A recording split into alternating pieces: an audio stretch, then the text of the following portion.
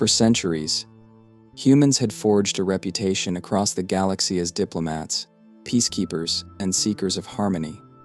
No species had ever seen them raise a hand in aggression. They came to every council meeting armed only with words, bearing treaties and agreements that seemed unshakable. The Galactic Council, the governing body of over 50 different intelligent species scattered across the galaxy, saw humanity as a stabilizing force, albeit a passive one. Many saw humans as somewhat naive, perhaps even weak, due to their unshakable commitment to peaceful solutions. While other species held on to age-old rivalries, humanity's seemingly boundless patience was a source of fascination, and at times scorn. For many in the galaxy, humans were only peaceful because they had to be. They couldn't possibly possess the strength to stand against the galaxy's more seasoned warriors. One of these more aggressive factions was the Rexar. Known for their towering, scaled bodies and ruthless military traditions, the Rexar believed in the law of strength above all else. Their respect was given sparingly, and only to those who proved themselves in battle. To them, human diplomacy was a flimsy front hiding their inability to withstand a real challenge. For decades, they tolerated humans on the council, dismissing them as background voices with no real power. But after a particularly lucrative human trade agreement with the Lyran, a trade rival of the Rexar's disdain transformed into outright hostility. And so, the stage was set for the peace summit that would change everything. The summit was held on Ascendia, a neutral space station floating in the unclaimed zones between Rexar and human territories. Over 1,000 representatives from various species gathered in the gleaming halls of Ascendia, each species clad in the traditional garments of their world. Humans wore understated, formal attire, a blend of classic Earth design with modern galactic influences. Beside the humans stood towering Rexar, their scaled bodies glinting under the lights, armor crafted from native ironstone and bone fragments of fallen foes. They looked around the hall with thinly veiled contempt, their eyes narrowing whenever they crossed paths with a human delegate. Leading the human representatives was Ambassador Lila Santos, a seasoned diplomat with years of experience negotiating with hostile species. She was known for her calm demeanor, unshakable resolve, and a particular talent for maintaining composure under pressure. As the summit opened, Santos was fully aware of the Rexar's attitude toward her people and prepared for their usual dismissive remarks. However, this time, there was a sharper edge in the Rexar's tone, a certain audacity she hadn't seen before. The summit began with each faction presenting updates on recent trade agreements, boundary disputes, and alliances. When the Rexar's turn came, their speaker, Commander Jaxer Tivar, didn't bother with the usual pleasantries. Instead, he rose to his full, intimidating height and fixed a piercing gaze upon the human delegation. "Ambassador Santos," he called out, his voice reverberating through the hall. Once again, the humans waste the council's time with their endless talk and peace offerings. "Tell me, Ambassador, when will humanity finally stand on its own? Or are you so afraid of our strength that you hide behind these fragile treaties?" He smiled, baring rows of sharp teeth, his challenge echoing through the silent hall. There was a murmur among the assembled representatives. The Rexar had always been blunt, but this was a direct insult, and a pointed one. Santos felt the eyes of her fellow human delegates on her, sensing their tension and anger simmering beneath the surface. She took a breath, steadying herself before replying. "Commander Tivar," she began, her voice calm and unwavering. "Humanity has always believed in the strength of cooperation, the power of unity. We do not hide behind treaties, as you say. We value them because we see the power of peace, of collective progress. Our strength lies in restraint and diplomacy, qualities that have allowed our species to thrive." Tivar let out a low, rumbling laugh, clearly entertained. "Restraint?" He sneered. "Restraint is a word the weak use when they cannot act. Your species has hidden behind words and collective progress because you lack the spine to confront reality. In a galaxy that respects strength, humans are nothing but children playing with ideas they barely understand." Santos felt the weight of the insult, but she held her expression steady, her voice even. Perhaps strength manifests in ways beyond brute force, Commander. Oh? Tivar smirked, crossing his massive arms over his chest. And what strength is that? The strength to retreat. The strength to avoid conflict at all costs. He looked around at the council members, his gaze sweeping the room, inviting the silent agreement of those who already shared his disdain for human diplomacy. The tension in the hall thickened as Tivar continued. We, the Rexar, have conquered dozens of hostile worlds, withstood invasions, and proven ourselves time and again. We do not hide behind diplomacy. We face our enemies, and we break them. This time, Santos felt her own patience fraying. She glanced at her aides, who gave subtle nods of encouragement. She knew they shared her frustration. Finally, she spoke, her tone firmer than before. Commander Tivar, it is easy to destroy. It is harder to create and protect. Perhaps that is where humanity's strength lies, in building something worth preserving. Tivar's eyes narrowed, and he leaned in, his face inches from hers. Is that what you tell yourself, Ambassador?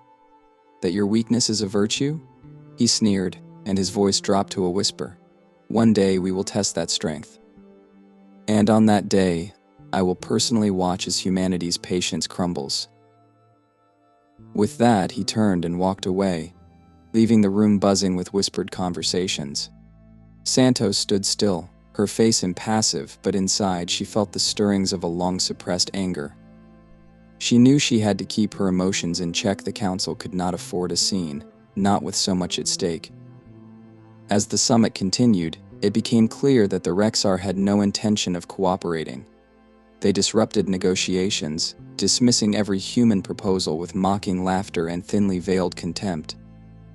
Every attempt at diplomacy was met with ridicule, and each time, Santos and her team held their tongues, maintaining a facade of calm professionalism.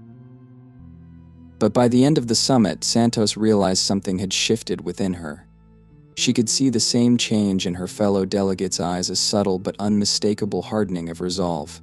Humanity had endured these slights and insults for decades, believing that diplomacy was the best path forward. But now, with each insult, each taunt, they were beginning to question that belief. As they left Ascendia and returned to their ships, a quiet determination settled over the human delegation. They hadn't come to the summit looking for conflict, but now the Rexar had forced them to confront a new reality. They were done being seen as weak. They were done holding back. Ambassador Santos stared out the window of her ship as they left the space station, watching Ascendia shrink into the void. She didn't say a word, but her mind was already racing. It was time for a different approach. If the galaxy thought humanity was weak, then perhaps it was time to show them the strength that had always lain dormant beneath the surface. And in that silent resolve, Santos knew she was not alone. The entire human delegation, and perhaps all of humanity, was ready to step forward, unbound by the restraint that had once defined them. They were done playing a game that only others respected. The next time the Rexar challenged them, they would not respond with words alone. The weeks that followed the Ascendia summit were marked by a tense quiet, a calm before an impending storm. The human delegation had returned to Earth disillusioned but determined, each representative carrying the weight of the Rexar's disdain on their shoulders. Their leader, Ambassador Lila Santos, found herself unable to shake the venom of Commander Tivar's words, his mocking tone echoing in her mind. In her quarters late at night, she replayed the summit's events, feeling the sharp sting of each insult anew. She knew that, despite all her training and experience, a tipping point had been reached. Back on Earth, discussions erupted in the Council of United Nations.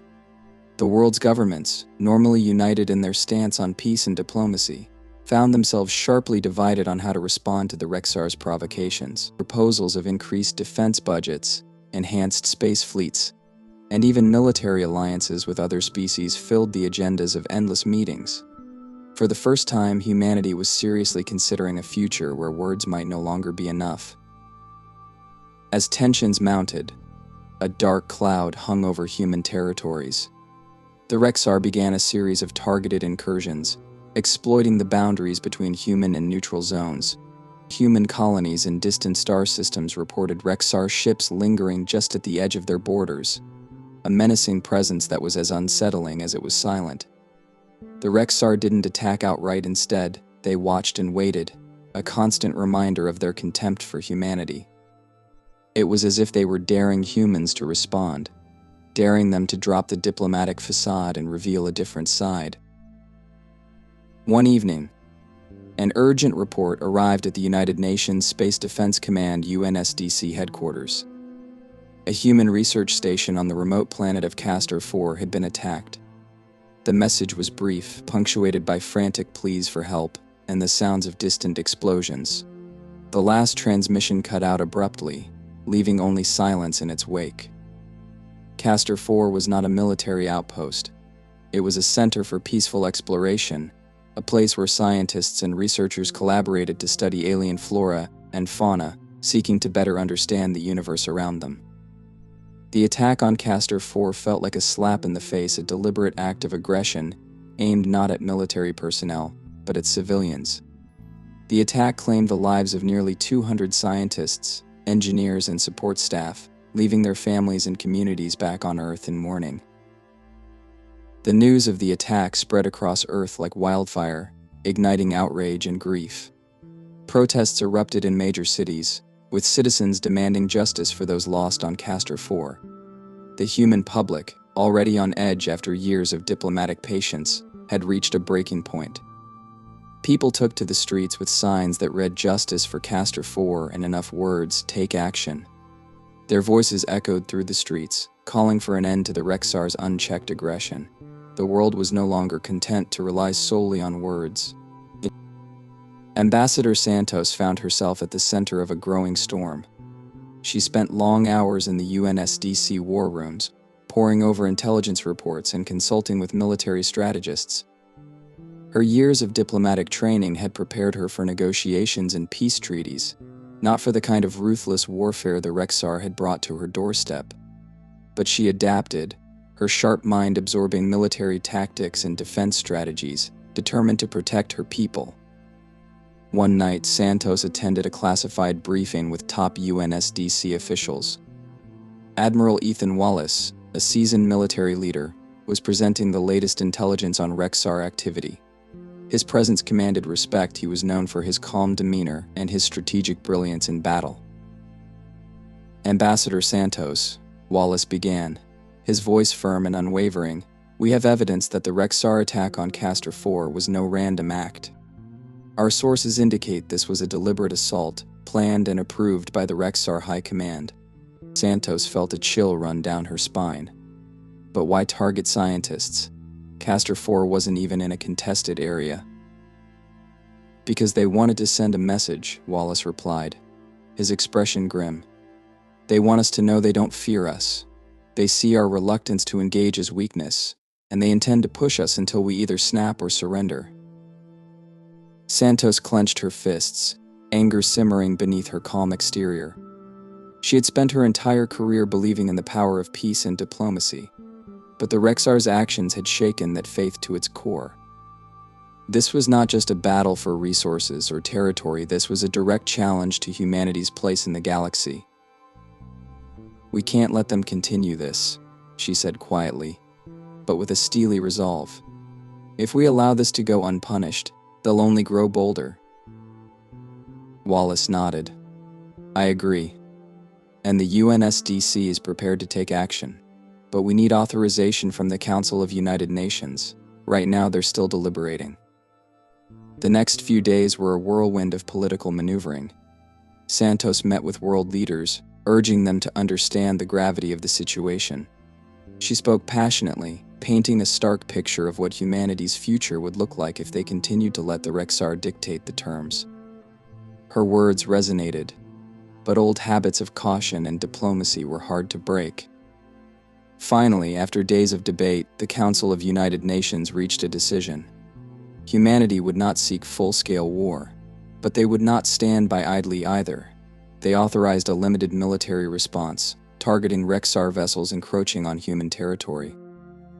It was a carefully calculated move, a show of force meant to demonstrate that humanity would not be bullied, but still restrained enough to avoid full-blown conflict. The UNSDC quickly mobilized its fleet. Advanced warships, some equipped with stealth technology and prototype weaponry, moved into position along the border of Rexar space.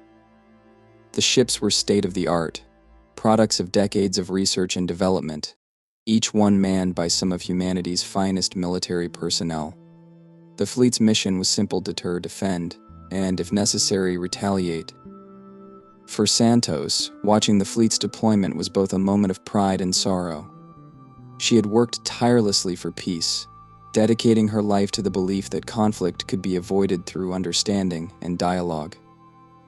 And yet here she was, authorizing a military response, sending soldiers to confront an enemy who seemed bent on forcing humanity into a war they didn't want.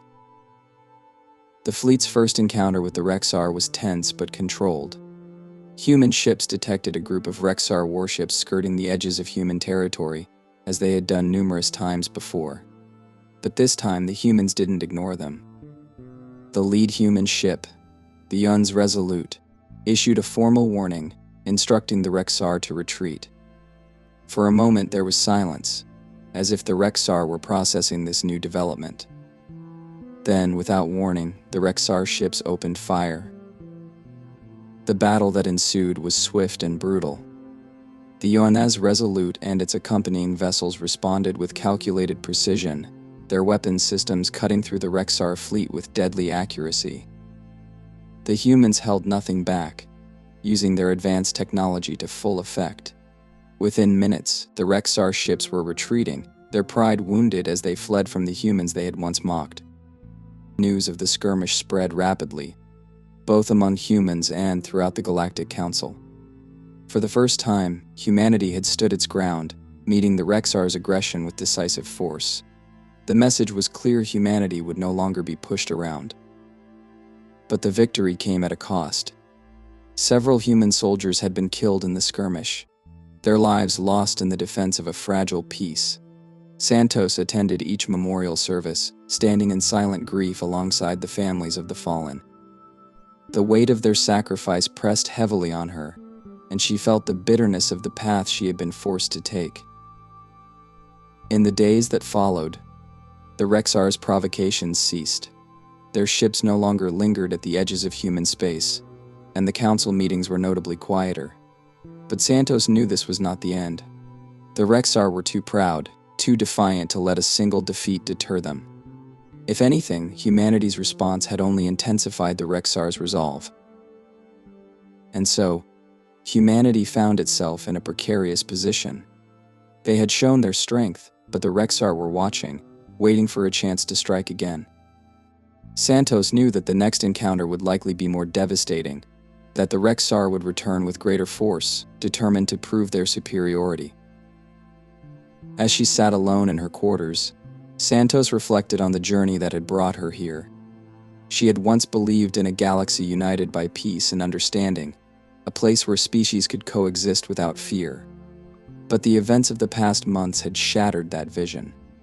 Now, she saw a galaxy where power and strength ruled, where peace was merely a fragile illusion that could be broken at any moment. She resolved to be ready. If the Rexar wanted a demonstration of humanity's strength, they would get it, and next time, there would be no restraint. In the tense silence following the skirmish, humanity found itself holding its breath.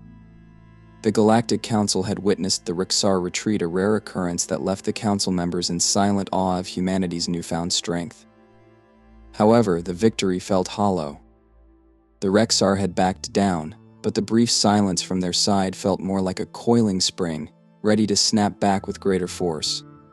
Days turned to weeks, and the human territories remained on high alert. The UNSDC, United Nations Space Defense Command, had stationed patrol fleets along the borders, and new defense protocols were in place. Earth's governments and their allies braced themselves, with every report of a Rexar sighting sparking waves of tension.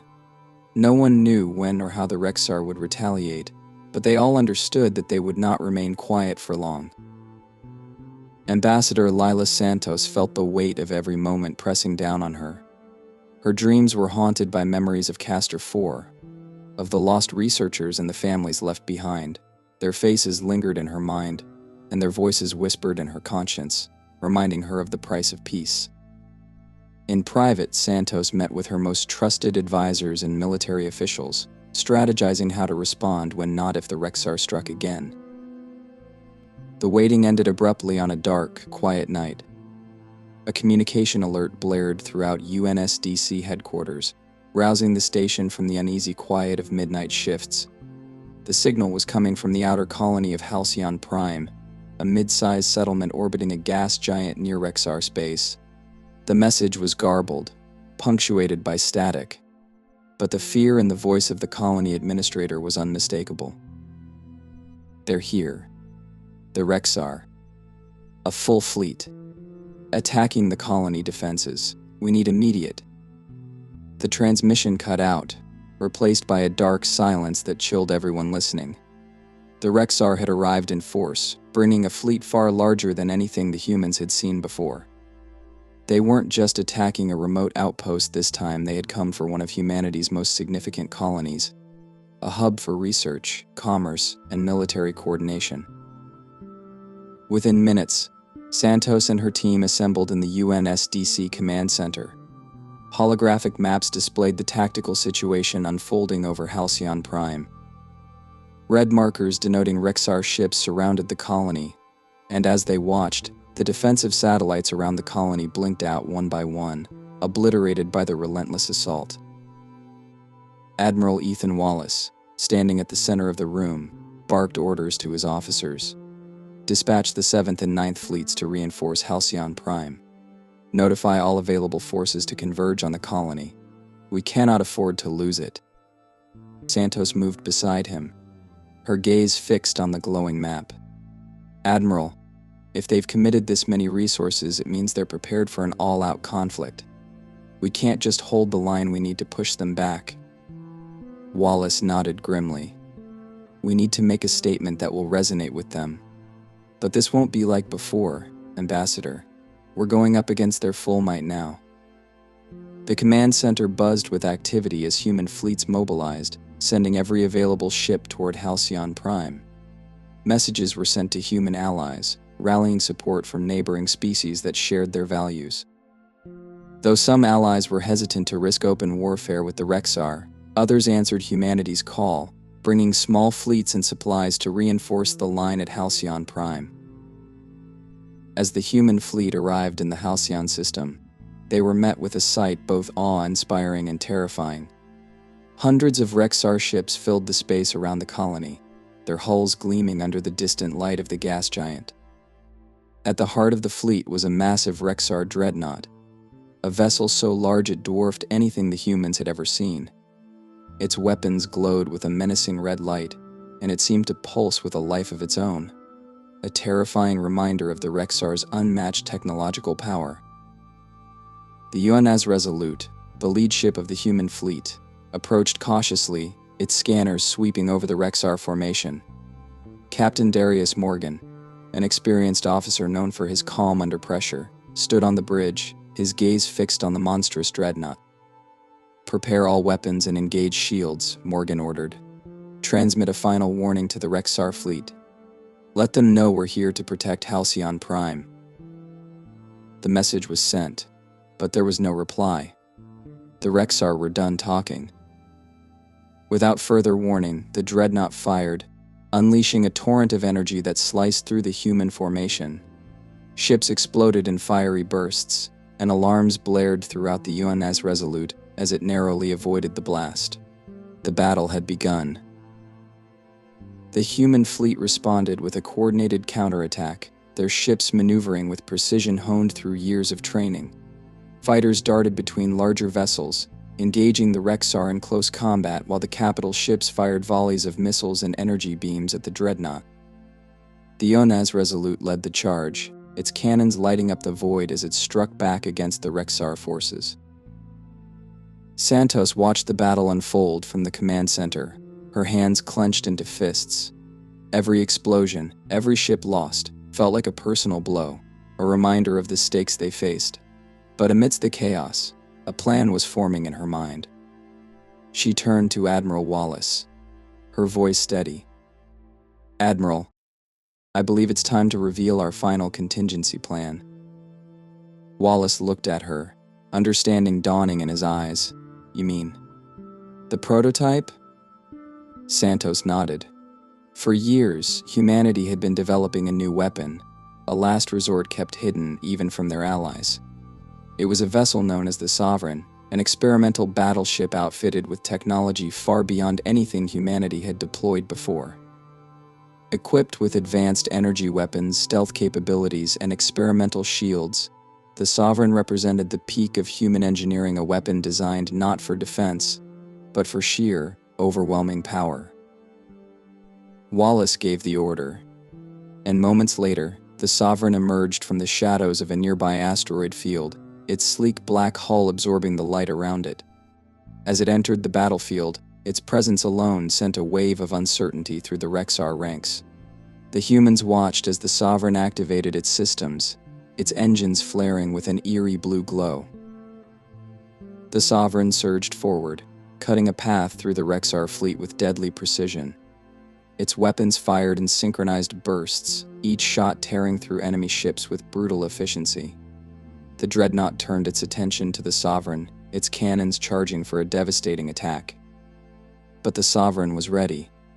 In a swift maneuver, it activated its stealth systems, vanishing from sight just as the dreadnought unleashed its assault. Reappearing behind the dreadnought, the Sovereign targeted its most vulnerable points. With a single, focused blast, it pierced the dreadnought's shields and struck its core. The dreadnought trembled, its lights flickering as explosions erupted along its hull. Within moments, the massive vessel began to break apart, its death throes lighting up the darkness of space.